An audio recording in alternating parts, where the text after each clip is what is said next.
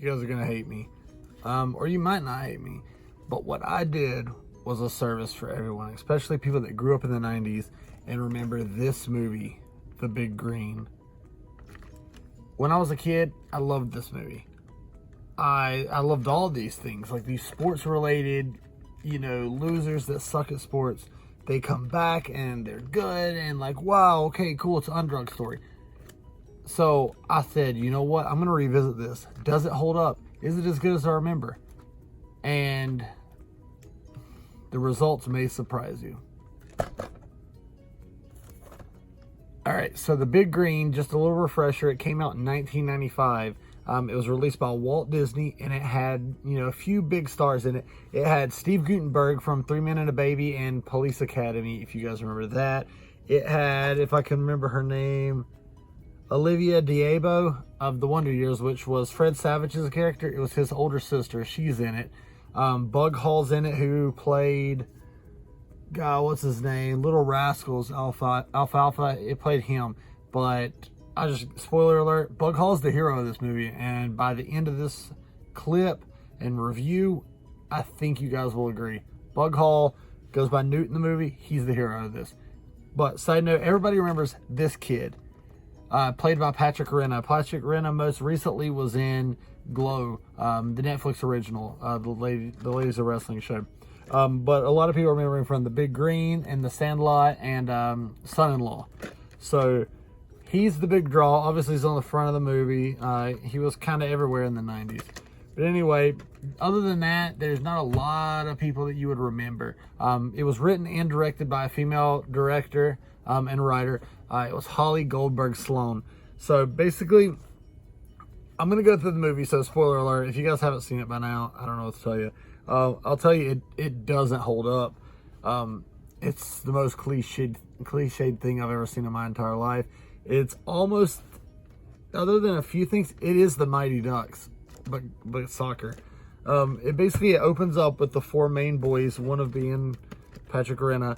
And for some reason, they're walking across the field with a bag of Cheetos popcorn. You don't know why. They all start laying down and pouring it on themselves. And you're like, what is this? So apparently this town is so boring that they lay down and pour popcorn on themselves. Cheetos brand popcorn, so that the birds will come down and eat it off of them. I don't know. I guess town's so bored. So they do this every week when they get their allowance. So here comes a car flying in. For some reason, they do like a really fast speed edited motion of this car pulling in.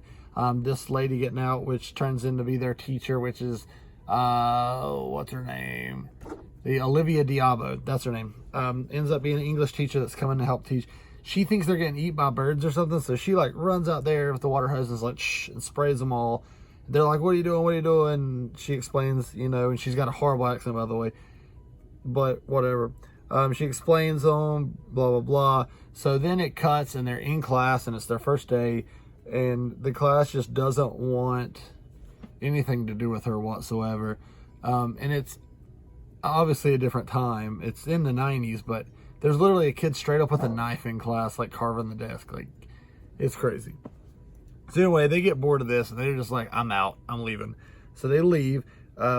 They're like going and doing their own thing instead of being in class. And that's when you first see Steve Guttenberg. Steve Guttenberg's dumb as hell. He's got like a really bad forced country accent, and he's like the sheriff of the town.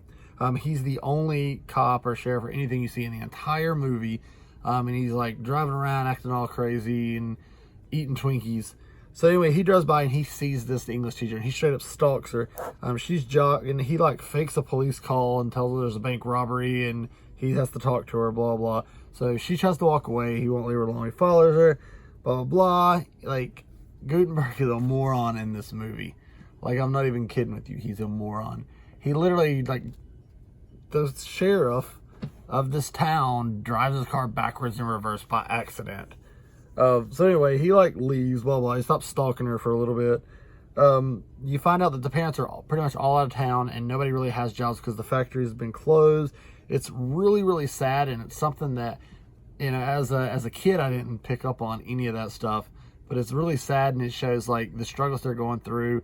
At one point, the guy can't even get gas because he's already borrowed too much on loan. So it's really sad, and it's something that I didn't remember, but it's really depressing. And it's really weird how it goes from depressing to kicking back into the comedy, and it never really dwells on that. It like just is like, oh yeah, it's sad, everybody's depressed, and then, oh, let's go play soccer. But we'll get to that. So you see like a new kid's moving to town, and it's a Mexican kid. Foreshadowing, it's a soccer movie, and there's a Mexican kid moving in. Foreshadowing. So comes in, and like it's another day at school, and the kids are not listening at all to their teacher. So the teacher's like, oh, what am I gonna do? They won't listen to me. So she like pops the globe off of the little globe stand, and she just starts bouncing it on her head, and all of a sudden the kids stop, and they're like, whoa, what are you doing? That's amazing. And they're like amazed, then they'll like all of a sudden pay attention. It's just ridiculous. So then she's like, okay, they're listening to me, so come on, everybody follow me outside. They'll go outside, and she's like, oh, this is football. And they're like, no, that's not football. And she's like, oh, well, we call it soccer. And then the kids are like, oh, we don't play soccer. And then they're like really racist. For example, this is a soccer ball. We don't play soccer. Yeah, it's for foreigners. I'm a foreigner. Well, we're American, and we don't like soccer. so after that extremely racist remark from a kid in the 90s, she's like, whatever, you're learning to play. And obviously they suck. They're really bad. They don't even know how to do anything, which if I jumped on a soccer field, I wouldn't know how to do it either. So anyway, here's Steve Gutenberg hiding nearby, stalking this chick again. And like, she's like, hey, come over here. You're going to help coach because you used to play football, which is a totally different sport. And he doesn't have any idea what soccer is whatsoever. So for some reason, they think that's a good idea. But anyway, she's like, in the matter of like this 30 minutes, somehow she's already got them signed up, and their first game's literally like the next day. So they don't even like legit know how to play yet, and she's going to have them playing in a game the next day. Don't understand it, whatever. So, you know, they count the kids, and they need like one more kid. So obviously she gives Steve Gutenberg the job, and obviously he's like, I'm going to the Mexican kid to get him to play soccer. Because the one Mexican kid in the entire town, he's like, I'm going to get him to play soccer. So he goes, the mom's like, hell no, ain't happening. But like the little Mexican boy is like, but mom, I really want to make friends. And apparently he's good because you see him like holding a soccer ball, and you're not going to just like be holding a soccer ball if you don't play soccer, I don't think. So anyway, he's secretly amazing at soccer, go figure. So after this, after his mom says no, Steve Gutenberg's like, well, damn, who do I go? So there's like this little guy that's played by Bug Hall, who played Alfalfa in the Little Rascals. And his name's Newt, and he's like the freaking cutest little kid in the whole world.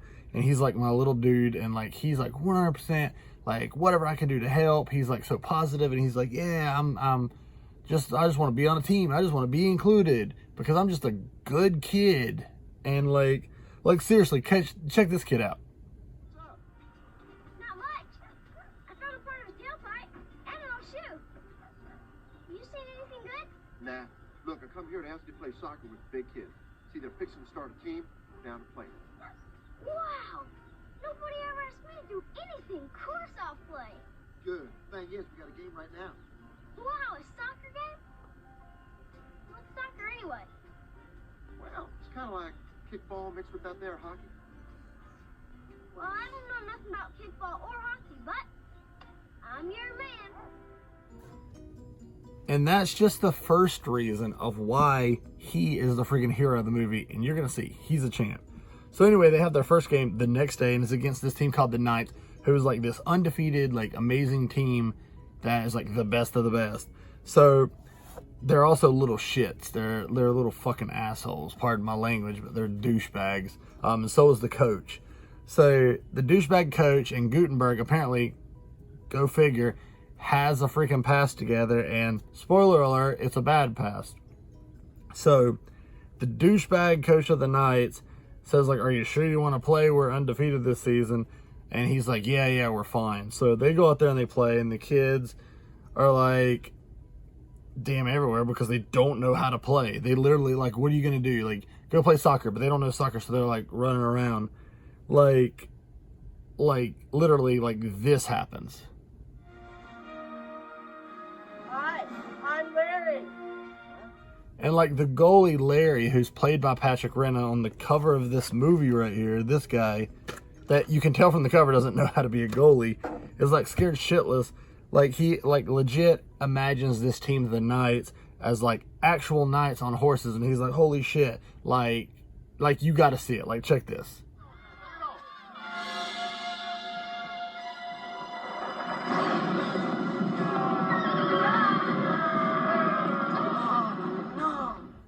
All right, so obviously, if you didn't already put 2 and 2 together, the Knights win. Like, it's really bad. Like, the score is like legit like 18-0, and the kids are like, this isn't a good time, and I hate it, and this freaking sucks. So fast forward to the next day, and they're at practice because apparently now they just play soccer. They don't even go to school anymore, because that's more important than playing soccer. And the one cop that you see, Steve Guttenberg, is now just not patrolling the town anymore. He just is coaching this team in a sport that he doesn't even know. So he's just hanging out saying like redneck stuff, like oh my gosh, butter my biscuits, and like generic like things. So people are just like stealing and shit and like all that, and like no, like, I mean, it's free reign on this town. Like, literally do whatever you want to do, because the only police officer is like fucking talking about buttered biscuits and like trying to teach soccer, but he doesn't know how to play. So I don't know. So it's like, instead of being a freaking cop and doing your job, you're just playing fake soccer. I don't know. So anyway, like, just another reason why Steve Guttenberg is like a horrible person and a horrible cop in this movie is he literally lets the kids drive the cop car in a field, like, just to like be friends with them. He's like, yeah, I'm gonna let you go ahead and do this. Like check this out.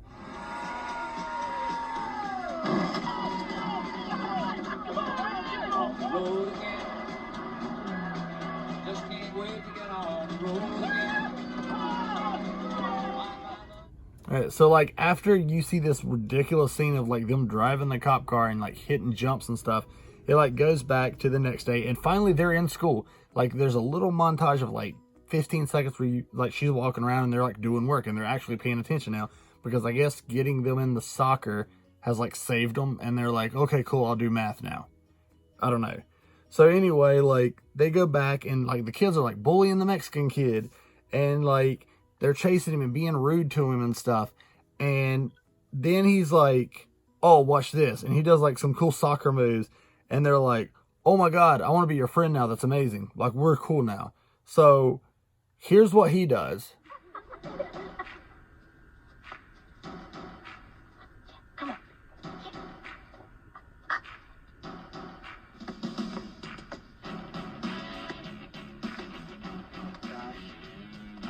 So good about this.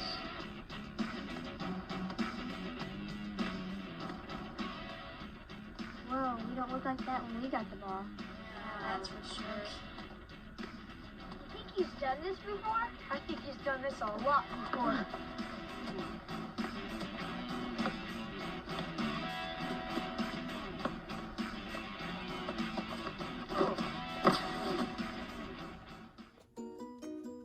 And they taught the teacher into letting him join. They're like, he's really good. And he's like, I want to play, but my mom won't let me play. So they're like, well, come on, let's meet your mom. So they all go to his mom's house, and they're like, please, we'll be his friend, blah, blah, blah. So his mom's like, okay, cool, you can go. So then it's like game time again. And now the Mexican kid's on the team. So they're going to win now. So the goalie's still scared. He can't stop anything. He still imagines everything. And they're losing. But then the coach is like, come on, motivational speech, insert motivational speech here. And they all start working together. Like, well, I can do this, so I'll do this, and you do that. So they start doing well. Oh my gosh, they won a game. Like, it's amazing. So then they have like the motivational, it's raining, and they just, instead of practicing hard, they start playing. They're slipping and sliding in the mud in slow motion. And they're laughing, and Gutenberg's holding the girl. And you're like, oh man, the Goot might get this chick. So all that happens, and you see that little thing, and they learn a lot about each other, and they're like pals now. So then it cuts to them, the kids, like, for some reason chasing a lawnmower that has nothing on it, and they're like, oh, trying to get it, and it like goes off course, and it hits like a fence, and all the cows get out.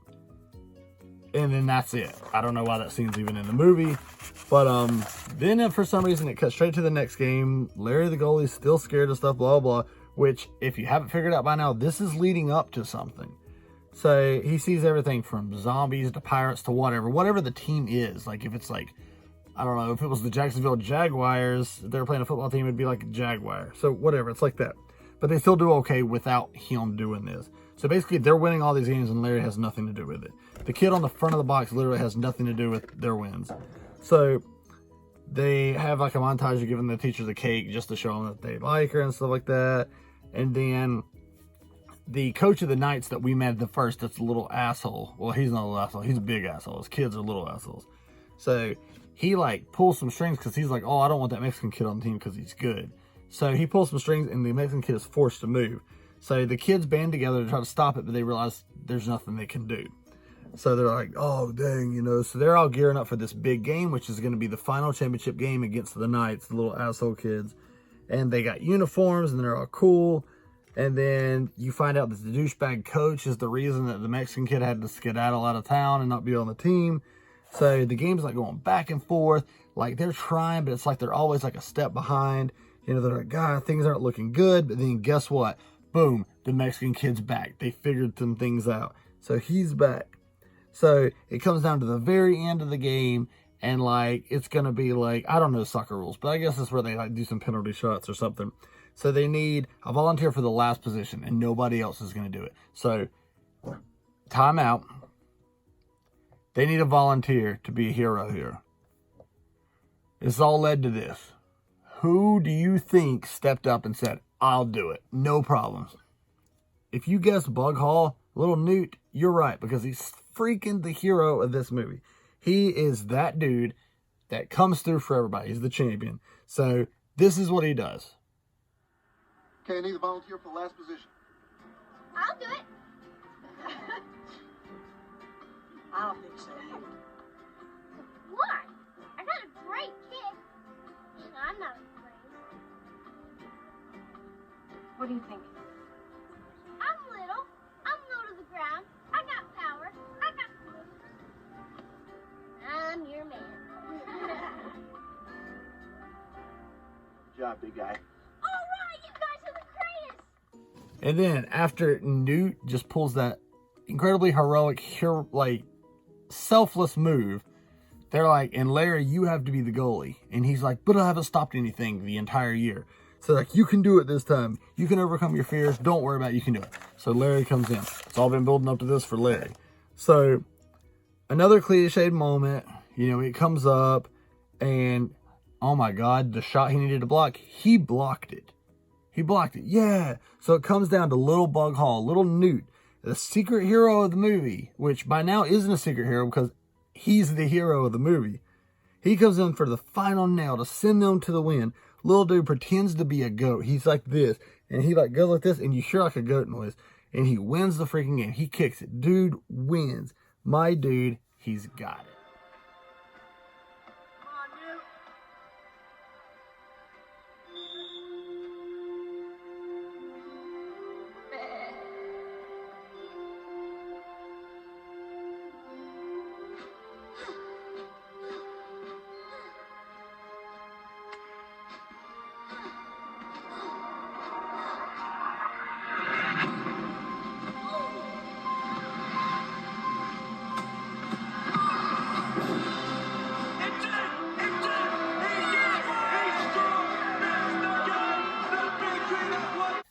Wins. Everybody rush on. They get it. They're all happy. They got this. The town still sucks, but they're on a billboard and they win. So cut to this. They got their billboard and Steve Guttenberg got the English chick. So end of movie. Now, bottom line, it was hard to finish watching this movie. I'm not gonna lie. It was extremely cheesy, and it wasn't a good cheesy. The story was so cliched, I thought I've seen it a million times. I think this is one of those movies that it's great as a kid, but my verdict is, this movie doesn't hold up. And I'm sorry to ruin anything for you, but it doesn't. The Big Green does not hold up. I hope others do, though. So, my bad if I ruined it for you. It was good as a kid, though, right?